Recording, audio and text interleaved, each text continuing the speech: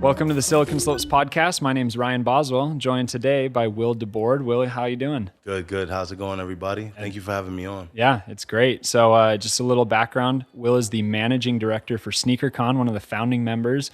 Will, why don't you give us a little background, tell us about yourself, and then we'll get into it. Yeah, so I was born and raised in Brooklyn, New York, Queens. Went to Syracuse University back in like '05 to 2011. Studied design, transferred majors a couple times, couldn't really find my career path or what I wanted to do, but explored all the classes and the skills I learned in college. And when I came out, instead of like applying for, a cubicle job in some corp and trying to make my way up the ladder, I decided to join the SneakerCon founding team and start the events and explore that. So, it's been 13 years traveling the world, bringing sneaker culture and resale culture, collectible culture to all these new markets. A few weeks ago, we did our first one in Salt Lake City, and it was massive. It was 5,000 people came out. People drove from all rural areas, from Vegas, from just so many places that you think Utah's in the middle of nowhere, but lo and behold, through social media, Instagram, and all that, like people found out, and we had a really strong showing. And it's just evolved. We started off as a place for kids, people to just meet and buy and sell, trade these shoes that were hard to access. You needed to buy them on eBay or online somewhere. So we just wanted a place for people to meet, and it's evolved into this platform for entrepreneurship. You have kids that start their own T-shirt brands. People like John Stan starting a hat line, and our fashion designers, resellers who went from 2 pairs of shoes walking around the event to having a table, to having their own resale shop in the middle of Tennessee. Like, we've just seen so many of these stories, and that's what drives us, is really continuing to evolve and scale our platform to allow for even more people, more kids around the world to have that outlet to create their own career path, like myself, right? Like, I didn't take the path of least resistance. I took the most resistance, took the most risk, and I'm here today, so just blessed all around. Yeah, that's awesome. Well, I'm excited to get in kind of the nitty gritty, learn a little bit more about your experience. So, the first thing that comes to mind, I'm curious when, as you joined the team over at SneakerCon, were you there for the first event that they did? Okay. In 2009, it was in the hallway of a comedy club in Times Square. Oh my goodness. We had 20 vendors with collections, and it was hard to get 20 vendors. We were charging $100 for the table. Guys didn't even want to pay, let alone pay it. We were giving some away for free, and they didn't want to take their 100 shoes from their basement in Brooklyn and drive to the city and set up a table. Like, they had no idea why they should be doing that. And lo and behold, we got 20 guys locked in. It was an amazing event. We had like 800 people come out, and from there it just snowballed. The word of mouth, right? Like, the community started talking about this event that happened, and they were just looking for when the next one was. You had people with FOMO, like fear of missing out. And next thing you know, the next one was bigger and bigger. Then we went out to Washington, D.C., and we thought like sneaker culture was only in New York. Resale culture was only in New York. But when we went to D.C., we had a bigger event than our New York event. Then we started traveling Miami, Chicago, L.A., and you realize everyone loves it. Yeah, and there was a need for us to kind of pave the way and show them how it's done. Yeah. Because like New York, we grow up jaded. Like we all have this hustle and bustle mentality, grind, But when we went out to LA, like nobody brought shoes to trade. People just came to buy and see what was there. A couple people sitting on the floor, just like, spotty. The trading pit was like spotty, and not too many vendors. So we figured like we need to have one, let those vendors experience the success, and then next year it'll be bigger and bigger and bigger. And every city we've done it. I mean, we've done Chicago 7-8 times, LA 7-8 times, New York a bunch of times, and it just keeps growing in each individual city. So next year, Salt Lake City is going to be double the size, double the vendors, double the people. It's going to keep growing. So that's why we do it, is just to keep paving the way and showing people how we do it. Like, what's the SneakerCon way? What's the SneakerCon community like? Because you could be a sneakerhead but not be a part of the SneakerCon community. But once you're a part of our community, like, it just hits into a different gear. Like, you start thinking about what can I do here? What kind of business can I start? And that's really the culture we're trying to inspire. I feel like you guys have done a really good job of, not necessarily trying to own the market, but you give a place for people to belong, right? People, regardless of, they can be sneaker agnostic. They don't really care who it is or who owns it or where they're at. Like sneakers are sneakers. Yep. People love talking about it and something that people are passionate about. So from that very first event, you had 20 vendors, you're in the hallway of a comedy club. You probably had 100, 200 people that showed up for the event, right? It was 800. 800 Yeah. in that little Well, it was hallway. New York. Yeah, it was New York. Oh So my goodness. I yeah, think yeah. I'm picturing like a little hallway like the one that we just Oh, it stepped out was. of. It was and a small L shape, and man, 800 people. it got packed in there, and it was like the line was around the block. It went all the way down to like Port Authority, and man, it was all day. Talk about just validation. in and out. Yeah, it was in and out. People were just in and out all day. Wow. Yeah. So that first experience had to have been pretty cool, right? You're there and you're like, man, we can't fill these booths. We can't get people. You're practically giving them away. Yep. And to open up, right? And you probably look out the door and you're just like, this is all the way around the corner. We got 800 people here. It was funny because I got off a Greyhound from Syracuse with two huge duffel bags, and I'm like, I'm home for the weekend, and I didn't know what to expect, and I couldn't find it. The venue was like an upstairs back alley entrance to this comedy Yeah. club. But when I saw a line of all people just wearing sneakers, I just followed the line, and I was like, this is insane. And story's history. And that was from the there. start. Yeah. So what does your progression in the SneakerCon organization look like, right? You were the first full-time employee that was Yeah. hired onto the payroll, right? Yep. So you came on, you're one of the founding members. What does that progression look like over the past 13 years to become managing director? I mean, I've done it all. Yeah. The reason I can be managing director is because there's not a task I haven't been a part of, from creative design of our branding and our merchandising to this day, I lay down the floor plans, where all the decor goes, where all the booths go, how the traffic is going to flow. All of those things I still touch. And now we've hired other production managers that I can kind of guide and oversee. But I started off reselling. I was doing photography for our resale e-commerce site. I was getting to touch all these shoes. I was photographing them, great detail shots for our site, writing descriptions for our website. So going back to the history of the shoes and what the players did when they wore them, and everything from Bo Jackson to, Andre Agassi and on all that. So I was doing photography. So I was getting to touch all these shoes. And what I realized was that a lot of people don't get to touch these really expensive, a lot of one-of-one stuff, samples. And what it did was it gave me an innate feeling and touch for what's authentic, because I was able to touch the authentic products. So that led to, in 2013, we instated SneakerCon Authenticated, which was a service we provided at our events, free authentication service where we would legit check people's shoes and tag them with like a gold dog tag. Fast forward 4 years, these dog tags are everywhere. People always want to come to SneakerCon, get their shoes authenticated. And in 2015, we had approached eBay like, you guys should be doing authentication on your platform. Went over everybody's head. They were just like, yeah, whatever. Like, we've never got in between the logistics of transactions on the platform. But in 2015, a company by the name of StockX launches, and they start doing that just for shoes. So they created that model, and a lot of other people in the industry also followed suit. Next thing you know, one of the top execs from eBay goes over to StockX, and next thing you know, they want to be doing this, providing the same service and bringing the sneaker market back onto eBay. So in 2020, they approached us to, let me rewind. In 2018, we launched a new tag, which I have on my shoes, a legit tag. There's an NFC chip in there. You can tap it. It tells you all the information, when it was authenticated, what shoe it is, what size, if it was used or not, and things like that. So all of that, and we launched our own marketplace in 2018, the SneakerCon app. 2020, eBay approaches us and says, can you do this to scale? And we said, yeah, absolutely. I mean, all it takes is education, like the education that we have. All the shoes Will has touched, the learnings that we've had over the past 7 years. We can put that in the handbook. We can create an operation of how to do this to scale. So we launched the first eBay Authenticity Guarantee warehouse in New York, hired 100 employees in a month, and launched that warehouse within a year. There was a warehouse in Las Vegas, Toronto, London, Germany, and Sydney, Australia.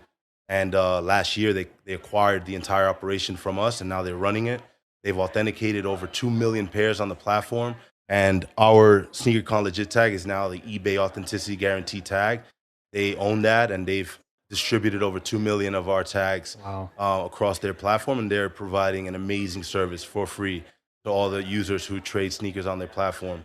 So that's just something we did during COVID when we weren't allowed to do physical events, which just kind of gave the credibility that we know what we're doing when it comes to sneakers and Yeah. business. And now, I'm here and talking Web3 and community at Silicon Slopes. So it's been a journey. Yeah. But yeah, I mean, when you're in a startup, you really have to be able to fill the gaps, do whatever task is necessary to help the business. So that's what I always was, just kind of disposable to learn. If I had to go on YouTube and take a tutorial on, After Effects just to like edit some content and shoot it, I would do that. Yeah. So I've really touched all different departments and helped our company develop our brand. So now when we're scaling and hiring people, I can manage and direct them. So there's three things that I want to recap just from what you've shared in the Sure. last couple minutes, right? One, you may be the managing director, and there are some organizations and businesses where someone in your position just delegates, right? And says, this is what needs to be done. I hired the right people, right? Which is good. It's Yep. good for efficiency. But you also have been involved and been there since day one. And you're able to be so effective in training people that you are involved at every stage and every level, right? Like Yep. you may not be the person that's executing everything 100%, but you know where the layouts are. You know what customers you need to take care of. You've got multiple customers that are excited to be at this event. And over the past 13 years, you've built this community that as soon as they hear that SneakerCon's coming, they buy their tickets, Yep. right? As soon as I heard that SneakerCon was coming to Salt Lake, you guys came about 2 weeks ago? 3 weeks? 3 weeks Yeah, ago? 3 weeks ago, right? As soon as all of my friends that are in sneakers are pinging me, they're like, hey, let's go SneakerCon, let's go SneakerCon. I've got a buddy that, runs an online sneaker shop. And I think that was the first time that they had the chance to do sneaker sales in person. And it's Awesome. just like all of these people are coming together on this similar vision and appreciation of this community that you guys have built. So one thing that I'm interested in learning is how have you, one, stayed centered and focused on knowing that sneakers is like at the core and at the center of what you guys do? How have you developed this community that is just ecstatic about anything that you guys do in person, online, all over the place? Yeah. Well, it's really just been being accountable to that community and always trying to deliver bigger and better. So for our vendors, trying to bring out more people so they make more sales, and the competition, we can increase the number of vendors at our events and grow the event, but it's not going to hurt their business at the event because we put it on ourselves to bring out even bigger audience, to market, to put more dollars into marketing to ensure that they all do well. That's number one. If our vendors travel, if they drive from Florida to Salt Lake for an event that's a first time in Salt Lake and they're taking that risk, we need to make sure they get their return on their investment, on their time, on the shoes they bring out and the collections, and they make the sales. That's number one. Number two, for our attendees, like we need to make sure that people come to the event, they find what they're looking for, and they also discover things that they didn't expect to find. Because those are the things that you really remember. Like if you came to buy, the Travis Scott ones, 30 vendors had it, and you went and found the best price, yeah, you're happy about that. You're like, yeah, I bought it for 10% below what it would cost me if I ordered it online, right? But that's not enough. Like, because years from now, somebody's gonna be like, you went to SneakerCon? Yeah. Oh, I forget what shoe I bought. It was cool. Like, yeah, it was a cool event. No, we want them to like really remember a pivotal moment during that day. That $30 paid for, it could have been 1,000. They would have still paid it because of, they got to meet John Stan and get their hat signed by him, or they made a relationship with a vendor and started their own resale shop in Salt Lake. Like these stories of who you meet, who inspired you, that you can go back and tell. Maybe one of the kids at Salt Lake SneakerCon 10 years from now is on the stage speaking at Silicon Slopes, and he's able to talk about that story, that moment. So for our attendees, we need to figure out new ways to create those moments. And whether it's, we bring out a basketball court and do some street ball activation, and they get to meet the guy who's been shooting half court shots on Instagram all throughout COVID. Like, we just want to keep creating those moments. So in Dallas next month, we're bringing out Ric Flair, which is like, Amazing. what? Amazing. But we just keep trying to push the envelope and push it beyond sneakers now to just bring out new people, but introduce them to this this energy of entrepreneurship that has cultivated at our events. So it's really just challenging ourselves, and then also leading by example. You know, you go to SneakerCon and you're checking in as a vendor. It's one of the founders checking you in. Like, you don't even know that. Like, Alan's at the door just checking you in. He's a founder of the company. Me, Will, managing director, like, I'm hauling tables across the floor. Like, just because it needs to get done, it needs to get done fast. If not You me, know, then who? If not now, then yeah, if when, I got to make a right? call on the walkie, hey, one of you guys come over, move 2 tables over to this booth, or Nesquik or eBay or Monster Energy. It took us 10 years to book some of these sponsors. Like, no one wanted to sponsor a secondary market event for sneakers. They just didn't get it. So when it comes to our brand partners, like, we really make sure we deliver for them. And if 2 tables need to get moved and it's Will that's right there on the spot, I'm going to lift those tables and move them across, whatever it is. So our vendors see that. They're like, oh, Will never stops, never stops. Look at him hauling tables. But meanwhile, I'm managing director working on business development and building brand partnerships. So it's just nothing is beneath us, you Yeah. know, and leading by that example, like, it inspires people. So that's the thing. That's how we do it. I love it. So you guys, internally you have three communities, right? You have your customers that are your attendees, which are actually attending the conference. Yep. You have your vendors, which are the individual vendors that are vending. Yeah, that's what a vendor is, right? Yeah, So, and you have the experience that you're building for them, and then you also have your internal community, right? Your staff, making sure that they're on track and that they're excited about what you guys are delivering, right? Yep. Because if one person isn't feeling good on a given day, or if they're not excited, that can benefit, or that can detract from the energy of the entire team. So, what you mentioned, and you have a specific way that you've built these communities. So you're focused on creating individual moments, like you said, for your attendees and for your vendors, right? Making sure that they have an experience that when they walk away from SneakerCon, that was a memorable experience that they'll never forget, right? Like ordering sneakers in the mail, or if you buy something off Nike.com, or maybe you've gotten some drops off the sneakers app, like it kind of gets repetitive after a little bit, right? Yeah, it's watered down. Exactly. It's watered down. You're not used to, you're used to it. You may not be excited about that experience. I never look forward to getting or receiving a package that I purchase on Amazon, right? But I do look forward to when I intentionally purchase, think about something, and have a specific personal experience with that product, right? And that's what you guys are doing so well, is you're able to integrate with these communities that you've built, build one-on-one experiences for your internal community, the people that you work with, for your vendors, and for the 12-year-old kid that's, buying his first pair of Travis Scotts, first pair of Yeezys, right? And that's a monumental moment for all these people, so that when SneakerCon comes back next year, they've got 3 friends that are with them, right? And you just go from 5,000 to 15,000. Exactly. So, I think you've done an incredible job of cultivating this inspired community that cares and that's now excited because you've hooked them on something that they love and that so many other people love. And now, the other thing that you said is you keep your organization and yourselves accountable. So, accountability also drives directly hand in hand with the innovation that you guys have done. So tell me a little bit, just with the idea of where you came for having the initial authentication product. Tell me what that idea was like, what that think tank or that room was like when you guys were just like, we need to do this. We need to be authenticating. Yeah. So tell me about that and the product development cycle there. Well, it's like any innovation or design, right? You have to solve problems. So there was a problem. We had a live marketplace. We can't check every box that comes in the doors. And we're inviting attendees to bring as many shoes as they can carry, because we know that the more shoes are in the building, the more that people will find, the more product there is to access at the event.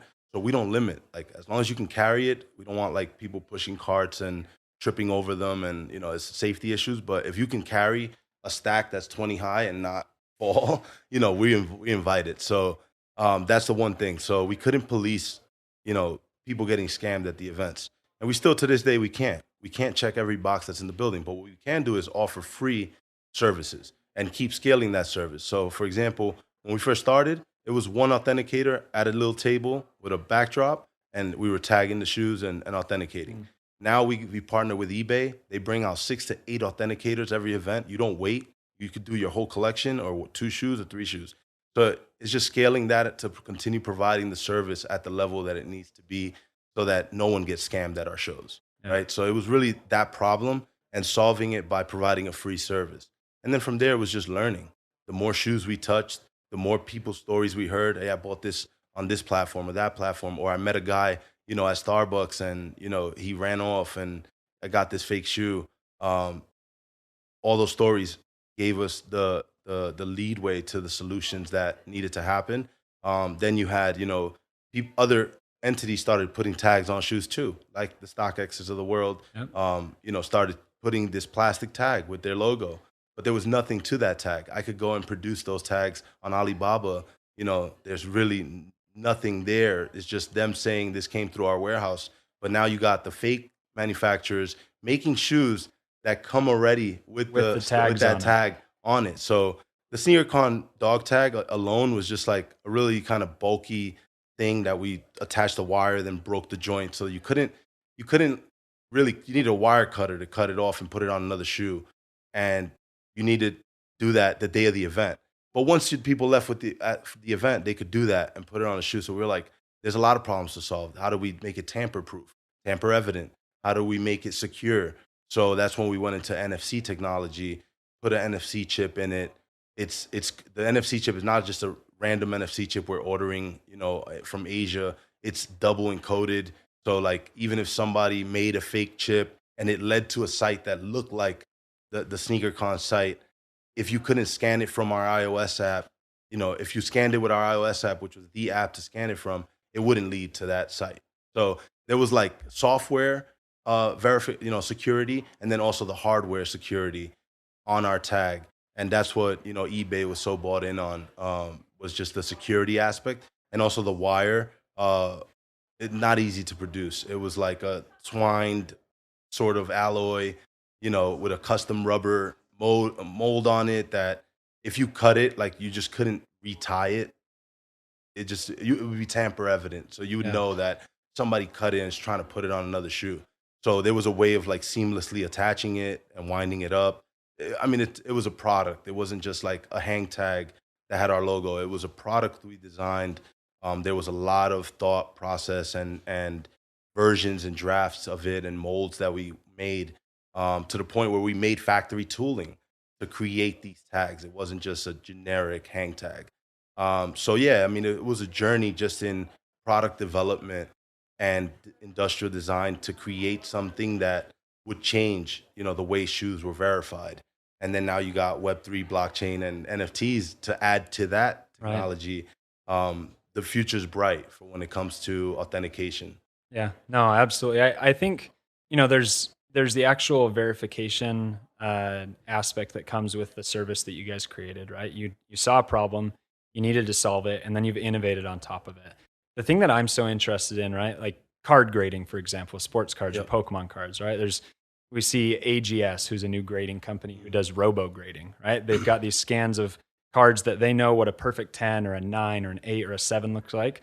But PSA, BGS, it's all just by vision and Yep. knowing. And then from there, they use a little bit of technology in order to finish it off and top it off. But I think what's so interesting is your experience in your ability to be able to verify sneakers and their authenticity is you had to be in the trenches, Yep. right? And that's not something like you can't just Google and say what makes Yeezys official. Like, yeah, you can look for it, but unless you've actually unless you've handled and been in the trenches and know what it feels like, what it looks like, what it smells like, Yep. there's no way for you to be able to just pass that on and say, yep, that's good. Yeah. So how did you pass on that knowledge that had to be physical, right? Like you had to actually handle these products. How have you passed that on and been able to pass on that knowledge so that other people are able to verify to the same degree that you are? Yeah. So I can't talk too much about the process, right? Yeah, absolutely. Yeah. It's intellectual, right? Yeah, intellectual stuff. So, but I could just tell you that for us, like, number one, the reason we did it was for the community, right? So it started off just trying to provide a service, a free service. We were producing these tags, making them and giving them away for free. So that was number one. Number two was education. We created content, whereas other platforms that were providing authentication to their buyers, right, on their platform, were trying to hide it. They weren't trying to show the process. We were making content on our Instagram, how to tell the difference between this shoe and that shoe. But it always came down to the fundamental fact that you got to get your touches. So then we would invite people, come to a SneakerCon event where there's 200 pairs of these Travis Scotts that are super rare, and your local shop maybe only has 1 or 2 pairs. But you can go to SneakerCon, go to different vendor tables, see 100 vendors. You can go to their table and touch and feel a lot of different shoes. You will become an authenticator with the more touches you get. It's like becoming an NFL wide receiver, right? Or a golfer. The more practice, the more touches you get, the better you're going to be at it. So with authentication, that's really all it is. Just get your touches. So the way we passed it on was just having a really rigorous training where we allowed our authenticators to get as many touches as possible. That's the perfect answer, right? It's like, in order to be able to, it's a method of reps, and it's a method of, training the muscle, right? And it's intuition is what it is. Yep. It's knowing what's real, what's not. And I think the greatest part about it is that you've trained your community, and not trained, but you've incentivized your community to trust what's real, right? And that incentivizes them to be active in the community, learning how they keep, the ecosystem that you guys have built and what's authentic as the most important part, right? Everyone can pick out fakes, everyone can pick out dupes, but the people that have, there's like this, you almost tie it to like self-worth, knowing that my shoes are legit. They've been legit checked. They've either got, they've got the SneakerCon NFC tag, they've got the StockX tag. Like if they're verified and I know that they're real, that adds to almost my persona as a member of this community, knowing that I'm a real contributor to this, right? So I love that you guys have opened it up to your community to be able to handle sneakers, get those touches, get those reps. So, Will, you guys have done an incredible job. I love watching all the buzz on social media. It's fun watching just how much information is constantly out there. Sneakers aren't going anywhere. It's something that everyone has. A lot of people don't understand the game, and a lot of people don't understand the market, but the people that do understand that there's an identity behind it, and you guys are enhancing that vision. So well Absolutely. done. Thank you. Well, where's the best place for us to connect with you on social media, and how do we stay in touch with you? Yeah, it's on Instagram. It's Will Never Stops. Pretty simple. And like true. That. Yep. Yeah, exactly. Bonus question, favorite pair of shoes? What do you got? Oh man, this could go on for an hour. I'll just go with my first pair of Jordans. My first pair of like recognizably cool shoes were the Air Jordan 13 Flint Gray back in '99. My mom would never buy me anything like that, priced at that point. But my dad was like, "What do you want for your birthday?" And they had them on the shelf, and I was like, "I want those." And from there, rest is history. Yeah. Well, Will, we appreciate you coming in. Thanks for being at Silicon Slopes. Everything that you've done for this community and for everything that you have building here in Salt Lake and nationwide and worldwide, honestly. Whatever we can do here in Silicon Slopes to support you, we're here. We appreciate you, and thanks for coming in. Awesome. Thank you for having me. It's been a real pleasure. Thanks, Will.